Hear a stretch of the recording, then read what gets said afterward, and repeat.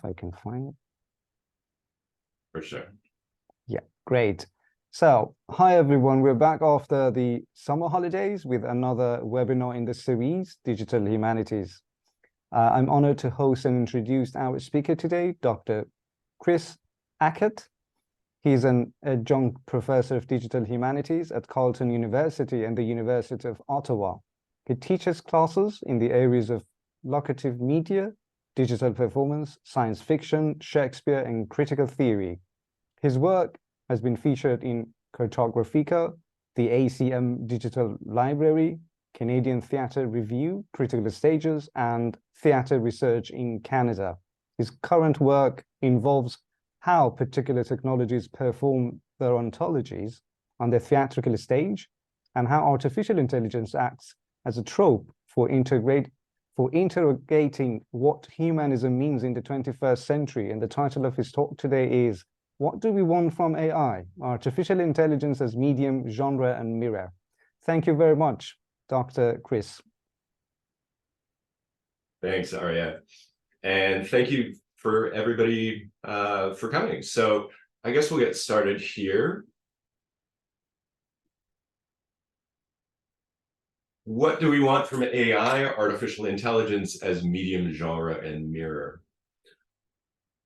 So typically when we talk about AI, we're referencing several things at once. The technology itself, in the case of large language models like ChatGPT, the way that artificial intelligence is played out in various forms of media representations, whether we're talking about Rossum's Universal Robots or the T-800 in the Terminator series, and our dream of artificial general intelligence, a future system that can mimic a human mind, which has yet to emerge. And we can discuss what the timeline might be for that.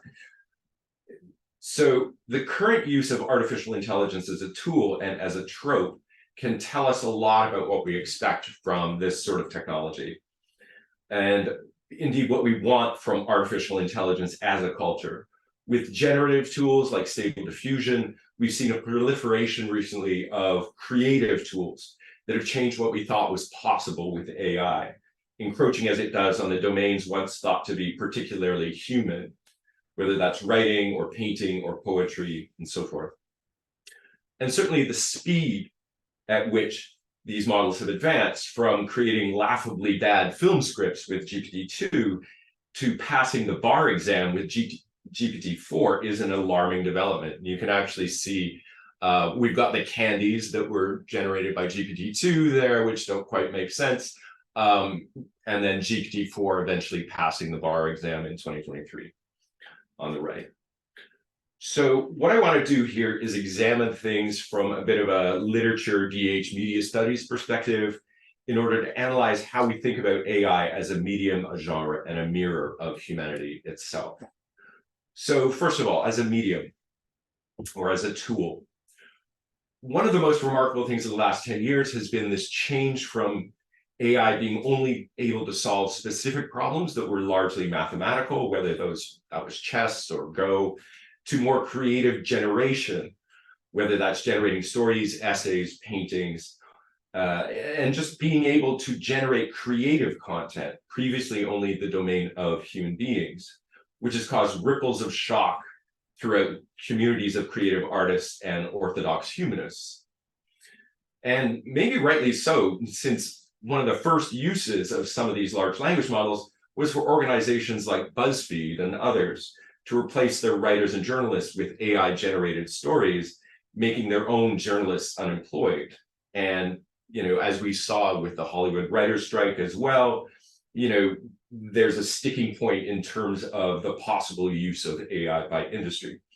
And late capitalism has definitely shown itself more than willing to take the money and run as far as funneling increased productivity gains brought by new technologies into the hands of the top 1%, while downsizing workforces and cutting labor costs, despite the fact that most of the data shows that the productivity increases when you give those to your own workers, 20 and 25%, is actually better to use it as an augment rather than a replacement. So whether these tools are emancipatory or oppressive remains to be seen. But it's exactly for this reason that it's important to understand AI tools like ChatGPT or Stable Diffusion as a new medium. In my own field of digital humanities, we often talk about the notion of medium specificity, originally a term taken from visual arts and ported over into the study of media and communications. So in medium specificity, we look at those defining characteristics, as well as the affordances and constraints of a particular form of media that differentiates it from others. Much like Saussurian linguistics, where language is constituted as a series of relational differences, media tend to also define each other in relation to each other, often in reaction to the emergence of a new form. So, for example, theater only starts thinking about itself as a live art form after the emergence of film. Similarly, if we look at visual art at the end of the 19th century and with the emergence of photography, subjects of painting, change over time. This is sort of Auslander's argument. For hundreds of years, the function of art was to hold the mirror up to nature. But that function gets placed into question when the Kodak Brownie camera can reproduce nature with a verisimilitude greater than that of the best photorealistic painter.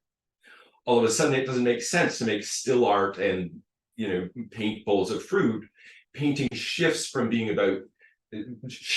to being all about the inner eye and the subjectivity of the artist. So you see this shift towards impressionism and the abstract and eventually the surreal. With artificial intelligence, though, the thing that AI tools in the form of LLMs and generative AI, the medium that it's standing in contrast to is human creativity. So this singular ability to sort of create novel artistic content, whether that's art or literature or computer code or music or what have you, increasingly the lines between human-generated and AI-generated work have started to blur, placing into question many of the assumptions of the Enlightenment and humanistic thought more generally. The idea of humanity being the paragon of animals comes under radical doubt when confronted by this uncanny double. What we're increasingly faced with is being forced to think through the things that human beings can do that abstract machines cannot. What can human beings create? What modes of thought are specific to us? How does being embodied and social make us different? How do our lives and experiences allow us to draw from a different palette? And what things cannot be reduced to code and algorithms, particularly where creativity is concerned? Instead of arguing that the substrate doesn't matter, that is that everything that thinks or computes is Turing equivalent, I would say that human creativity is specific and capable of different things than our silicon cousins. That's neither better or worse, just different based on our embodied and analog materiality. In juxtaposing human creativity with AI models, though, we're forced to articulate what distinguishes us as a species. Likewise, we'll also need to acknowledge the specificity of silicon intelligence and algorithmic tools, focusing in on what they can and cannot do. By comparing ourselves to our uncanny double, perhaps we'll gain a greater insight into what humanity is and does, which is a primary goal of humanism itself. But considered as a medium, what are we actually looking at when we use an LLM like ChatGPT? Not really intelligence, since much of the model is based on choosing the next likely word in a given sentence or a phrase.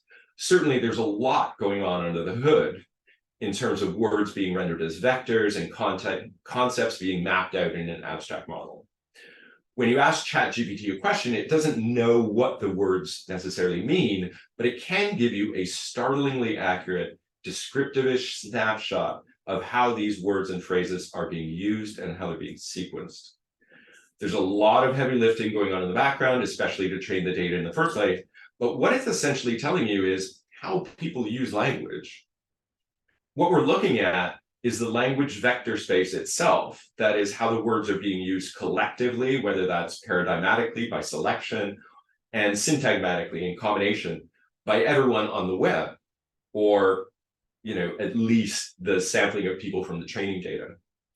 But we should keep in mind Chomsky's critique of ChatGPT, which is fairly significant.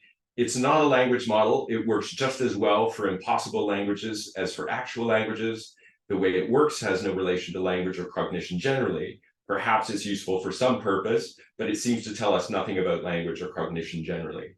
So Chomsky has really been against large language models, but he says perhaps it's useful for some purpose, and I think it is.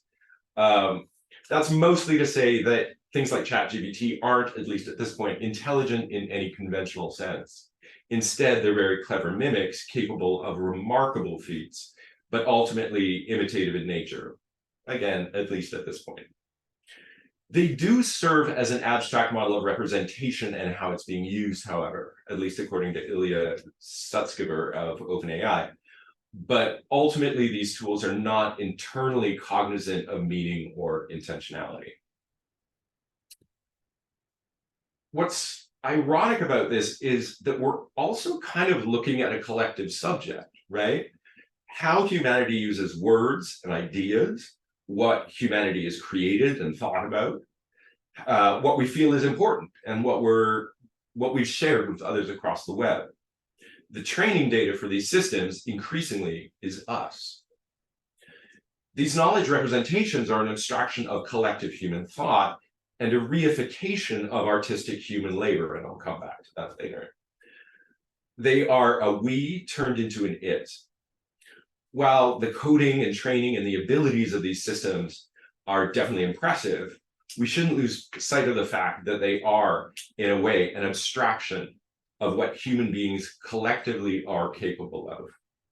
What our uncanny double points to, or perhaps conceals, and I'd argue that it definitely conceals it, is the power of human collective intelligence. OpenAI's software golem is a simulacra of what humanity is capable of when brought together through technology to achieve a common end. And we've already seen what's achievable with that, producing a vaccine in record time across language barriers to help solve a global pandemic by collaborating, sharing knowledge, working internationally towards a shared goal. It was, in a sense, our first grand challenge as a species in the 21st century, and we actually did pretty well. So while we may be confronted with not being exceptional as a species, or being amazed by what LLMs and their king can do, which is completely justified, we should also remember the interdependence of these two, where the data came from that produced these language models in the first place, and how these technological tools can help us achieve things that we couldn't before. That is, how their use as media can complement and extend our own abilities. In short, it's not about AI as a replacement for human thought or labor, but as an augment to it. It puts a highly, highly abstracted version of collective human intelligence at our fingertips, and that is quite an achievement. Genre. Shifting to the question of AI as a genre or as a kind of social imaginary, what do we want from AI here? What desires and anxieties does it reveal, or what work does it do within the culture discourse? Here I want to pivot to a show that very few people saw, unfortunately, Humans, 2015. It's based on a Swedish show that was entitled Real Humans. I'm not going to try and pronounce the Swedish, that played from 2012 to 2014. Humans, the 2015 version, the BBC version, came out in the year of AI paranoia when luminaries like Hawking, Musk, Gates, and Bostrom signed an open letter on artificial intelligence so that we might, quote, mitigate the existential risks facing humanity, particularly those that might be caused by superintelligent AI. With those kinds of politics in the background, Humans premiered on BBC4 on June 14th, 2015, and then later on the AMC network in North America. In a lot of AI stories, whether it's talking about Star Trek's Commander Data, or Clara in Clara and the Sun, Alfie and the Creator, or David in Spielberg's AI, images of synthetic life are usually used to comment on what makes us human. Typically, they involve a form of synthetic life attempting, and often failing, to achieve human qualities. It's essentially a kind of Pinocchio story about wanting to be a real boy, told in the form of a Bildungsroman, updated for the 21st century. The human and the synthetic are juxtaposed in order to initially highlight superficial differences and then eventually celebrate shared commonalities. In doing so, the genre comments on who gets classified as human, what's valued, questions of labor and value, and who has rights and who does not. By defamiliarizing embodiment and placing into question terms like life and cognition, these science fiction shows force us to confront issues of inequality in the present, as well as rethink our categories, assumptions, and biases. And this is very much in line with Frederick Jameson's notion of science fiction, speaking about the present. If one of the central questions of the humanities is, what does it mean to be human? Then these stories deliver by presenting us with some entity learning how to become human for the first time, facing prejudice and bias, having to fight for rights, and needing to prove their intrinsic value as a thinking, feeling, and equal being. In the Swedish version of the show, much of the social critique revolves around questions of power, labor, and care. As Julianne Yang notes, Real Humans explores moral and affective dimensions of privilege and brings to mind concerns expressed by parents in Scandinavia who employ domestic workers and au pairs. Inger, the mother's conflicted relationship to Mimi, the bot, also evokes the concept of maternal guilt, and this very much carries over into Humans, the BBC version.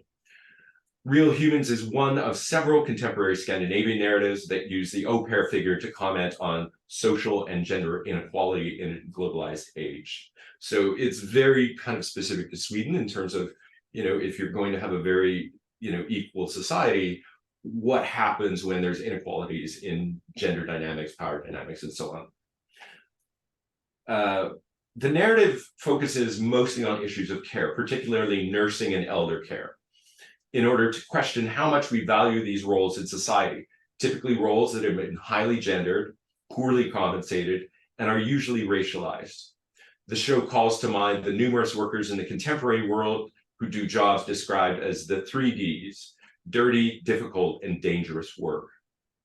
As such, the androids act as a kind of stand-in for minoritized groups exploited for their labor that nobody else wants to perform. In the BBC version, though, this sort of gets expanded on a bit. We get something slightly different. Humans tends to focus much more on larger social and interpersonal repercussions of introducing synthetics or synths into society using typical family as its microcosm. We're in a near future world where synthetics are the latest must-have appliance, essentially the ultimate labor-saving device. Throughout the show, we see synthetics carrying luggage and handing out flyers, driving cars, picking fruit, cooking, and performing various domestic tasks. So there's a bunch of parallels to the Swedish version as well. Their eyes are vacant and their movements jerky. They are intentionally represented as being uncanny and not self-aware in any intentional sense. And when the actors talk about working on the show, everybody had to go to synth school to get all of the movements and the looks right and have it be a consistent thing across the show. We soon meet the Elster family of synthetics, though, ones that were built by an inventor to be unique and conscious individuals. And these, of course, will be hunted for their unique code and because they pose a threat to the established order of things. Having conscious synths across the entire planet would suddenly be a problem for a lot of people. This group is led by Leo Elster, the son of the inventor, who was able to be revived after a drowning accident by being remade as half synthetic himself, so a kind of liminal figure in between the human and the technological. Another subplot that I'll talk about a bit later involves Dr. Milliken, an engineer who worked with Elster, and his care robot, Odie, who has become like a son to him. Within the first 3 minutes of the pilot episode, the patriarch, Joe Hawkins, in a state of exasperation, trying to do domestic chores and take care of his children while their mother is away on business, says, "We're going shopping." So it's intentionally sort of commodified. He goes off with his youngest daughter, Sophie, and they buy their first synthetic, which the family names Anita. For the family, Anita becomes a surface onto which they project their fears and desires and anxieties. The youngest, Sophie, thinks it's like a big dolly, a friend who can read her stories and never tires and never has a bad day. The next oldest, Toby, is smitten with Anita in the form of a teenage crush.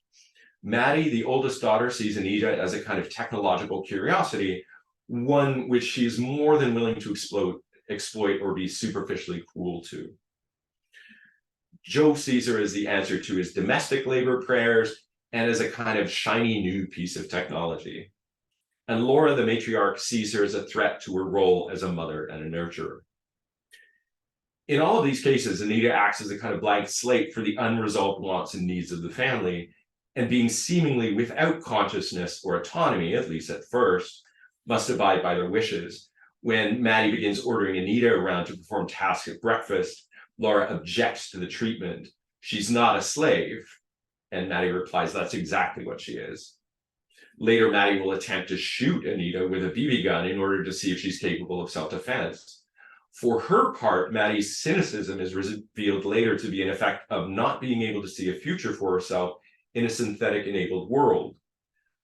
When it's discovered that she's getting a D in computing, she remarks that there's no point in trying. Quote, I could study for 7 years to be a brain surgeon, but you'd be able to turn any old synth into a brain surgeon in 7 seconds. My best isn't worth anything anymore. Joe, who purchased Anita without consulting his spouse, is oblivious to the repercussions of having a synth in the house. Laura says, I don't want one around the kids, it'll mess with their head. And Joe replies, what I want is to try this, having a robot made, that is. I need help. The Hawkins marriage has deep divisions, and Joe argues that having a synth will give them more time to repair their relationship. Instead, in a fit of pique at his wife being away all the time on business and suspicious that she's having an affair herself, he unlocks the 18+ options of the synth and awkwardly has sex with it against the living room sofa. The revelation of his infidelity will lead to the couple separating, and this leads to a confession and a fight. Joe lists several weak excuses for his actions, ending with, it's a sex toy, not a human being. To which Laura replies, quote, she lives in our house, looks after her children, and you're calling her a sex toy. Who are you? Eventually, Joe will lose his job as he's replaced by a synth at work and will move into a synth-free community. Laura has one of the most interesting arcs in this series. Initially, she sees Anita as a threat and suspects, it turns out correctly, that there might be more to Anita than meets the eye. She performs a series of kind of Turing tests on the synths to see if there's consciousness there. What would you say if I asked you what you thought of this music, looking for glimmers of affect? I would say it's very well written. Oh, you're just a stupid machine, aren't you? Yes, Laura. Towards the end of the pilot episode, Anita is discovered outside looking at the full moon. The moon looks beautiful tonight, don't you think? She offers before going back inside, which shocks Laura. Eventually, we'll discover that Anita is actually named Mia, one of the fully conscious Elster robots who is hiding out after being captured and reprogrammed before being resold to the Hawkins family. The lives of the Elster synthetics are equally complicated. We have this breakfast scene. That's the one where Maddie is basically ordering it around and Laura's objecting to it. The lives of the Elster synthetics are equally complicated. Colin Morgan's character of Leo leads this alternate family, attempting to keep them safe. We later find out that his father, David Elster, originally developed these synthetics both as an experiment in synthetic consciousness and to be the siblings and surrogate mother to his son. Mia, we discover, was created to be the surrogate mother to Leo after his birth mother died in an accident. The most interesting of these two are probably Max and Niska. Max is the youngest and the most naive of the synths. Leo remarks that, quote, he can't hide who he really is and therefore continually needs his protection. Max eventually ends up protecting Leo by sacrificing himself later in the show. When they're being pursued by people who would capture them, Max decides to jump off a bridge in order to slow their pursuers down. Leo remarks that if Max's machinery gets wet, quote, "you'll die." Max simply replies, quote, "if I die, it means I've lived," unquote, as he plunges into the cold river. So Max sacrifices himself for his brother, erasing any doubts as to how human-like he actually is. That compassion that we might feel for Max, even though he's a different kind of being, drives home one of the litmus tests of so-called emotive AI, that if we care for a character or a representation or a bot, then it passes as human, much like the Turing test acts as a test for intelligence. Here, the sacrifice of Max stretches our empathy to include the non-human. Niska, on the other hand, is hardened and cynical, and we find out why later on in the series. She's seen how human beings treat synthetics and is not willing to overlook it. At one point in the series, she visits a smash club where human beings destroy synthetics gladiator style with the weapons of their choice, leaving their bodies and limbs twitching in the corner like so much refuse. She ends up attacking the human combatants and spectators alike, not killing them, but inflicting enough harm to avenge the malicious treatment of her fellow synthetics. In one of the most chilling scenes in the series, Niska ends up killing an abusive patron at a brothel where she's been hiding out. As she flees the scene, she stops and looks at the human matron running the establishment. Quote, "Everything your men do to us, they want to do to you," unquote. It's a razor-sharp moment, skillfully played by Emily Barrington. Together, Max and Niska are like two sides of the same coin. One evokes empathy by being more human than human, to borrow a phrase, and exemplifying self-sacrifice. The other attempts to force people into empathy by pointedly asking, "How would you like it if this happened to you?" Later in the series, Niska will give herself up to authorities in an attempt to prove that conscious synthetics exist, so again, a kind of Turing test, and that they deserve equal human rights. Some of the most tender scenes in the series, especially season 1, occur between Dr. George Milliken, played by William Hurt, and Odie, played by Will Tudor. Milliken's wife has died years ago, and Milliken himself has lost some of his mobility due to a stroke. Odie acts as his medical support, so we get that theme sort of again. But even more than this, has become a kind of proxy son to Milliken, despite not being a conscious synth, like the Elster robots. Part of the reason for this is that Odie's memory of past events is infallible, whereas Milliken's has started to fade. Odie serves as a kind of proxy memory to, and a kind of connection to his lost spouse.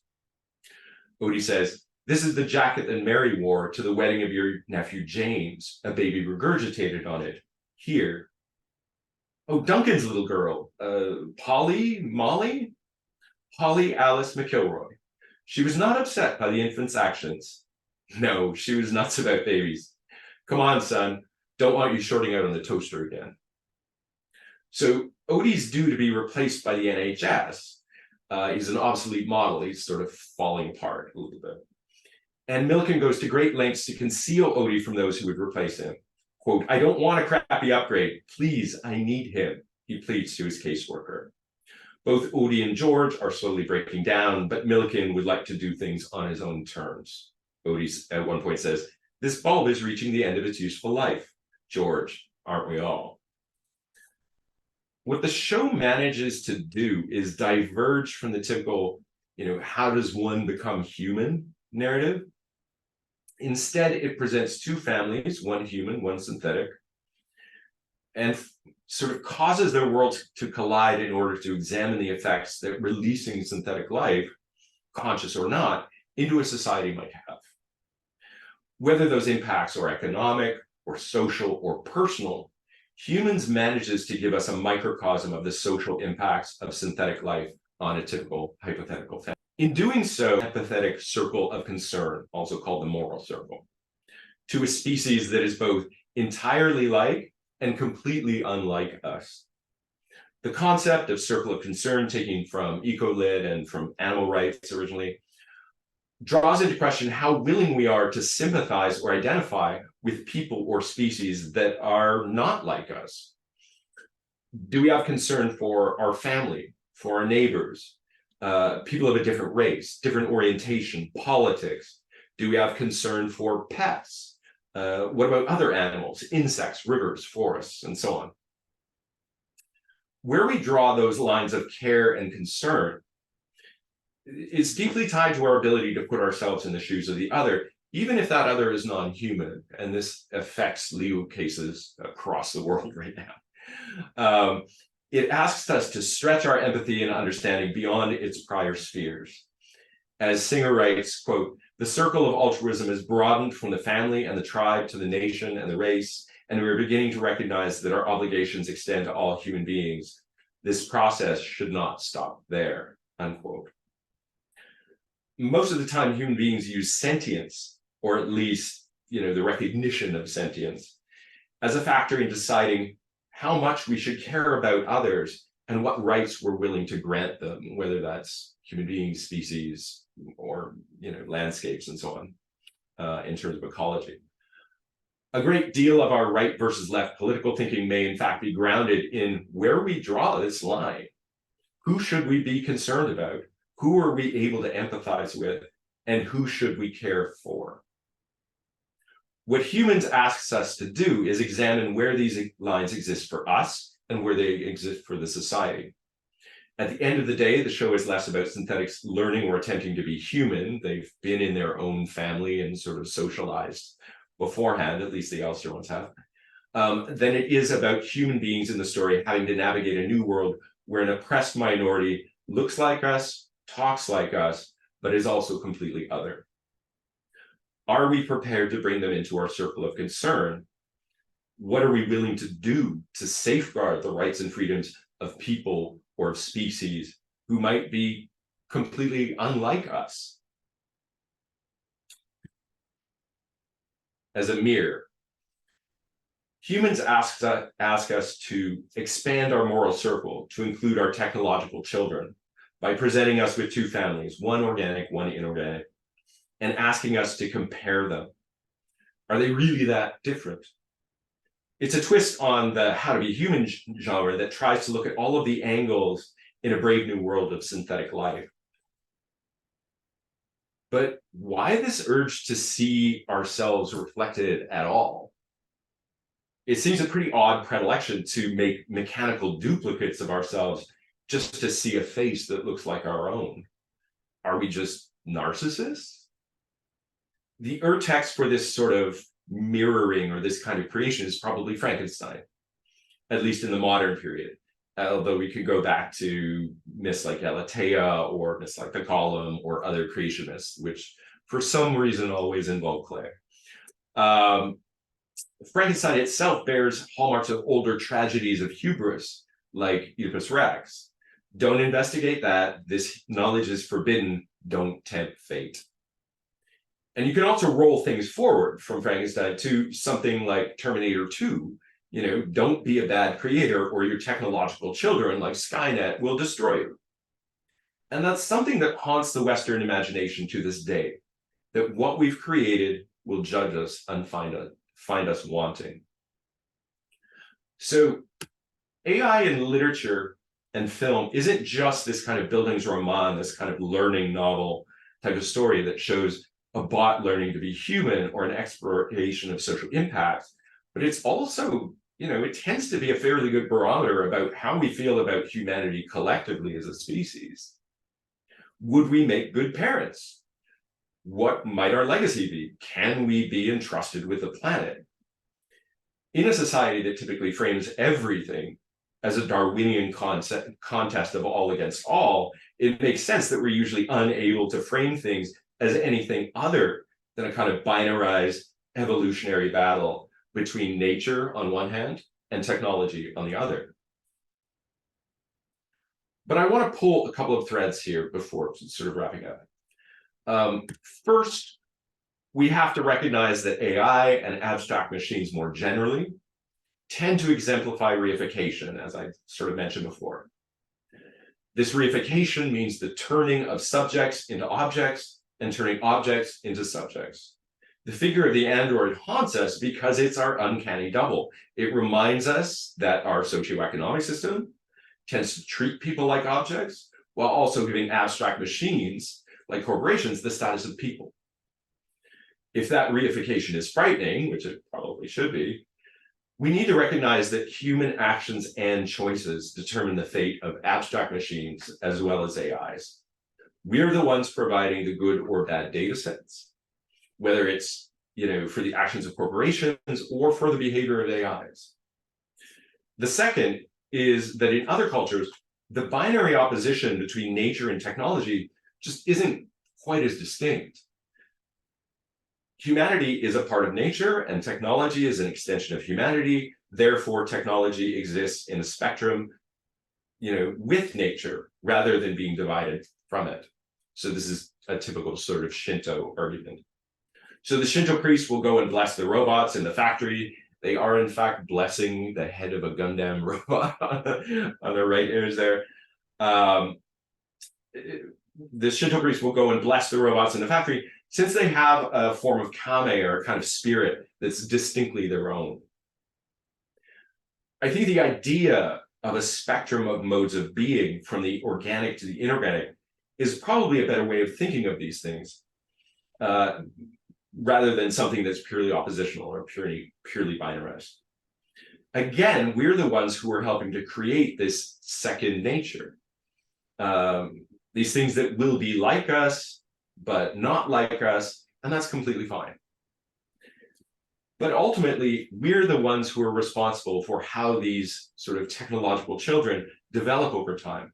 They don't just spring forth fully formed from the head of Zeus. So with all of that in mind, what do we want as AI? What do we want from AI? As a medium, I think we want tools that give us access to the other skill sets that exist in our tribe, whether that's writing or painting or music or what have you, even if it's a sort of pale imitation to the power of humanity as a creative collective subject. By bringing AI into the mix, we're able to tease out those things that silicon intelligence is good at doing, and conversely, those things that human beings are particularly adept at. As a genre, we want to relearn how to be human, oftentimes, by seeing a bot or a family of synths adapting to a changing world. And these stories also give us a chance to stretch our empathy muscles, which is a phrase that we typically use in theater, by expanding our circle of concern to entities who are quite unlike us. As a mirror, we're faced with this kind of technological child, a reified duplicate, and a figure that might judge us as a species. But we also have to remember that we're the ones who are helping to create and guide these synthetics, and that their status as second nature is an extension and complement to our own more organic status. So while artificial general intelligence hasn't arrived yet, shows like Humans can help us chart out what that future might look like and the issues that we might have to deal with. In creating an uncanny double and having something to compare ourselves to, we might gain more insight into what makes human beings unique relative to these new brethren and what being human means in a 21st century context. In short, the development of artificial life may mark a point where, to quote Eliot, the end of all of our exploring will be to arrive where we started and to know that place for the first time. Thank you. Thank you very much, Dr. Eaket, for this lucid, fascinating, and very illuminating talk. I'm very much interested in what you flagged up at the beginning as the analogy between language and medium as differential systems. And I would like to ask a question regarding that, but first I would like to open questions and answers. If I manage to stop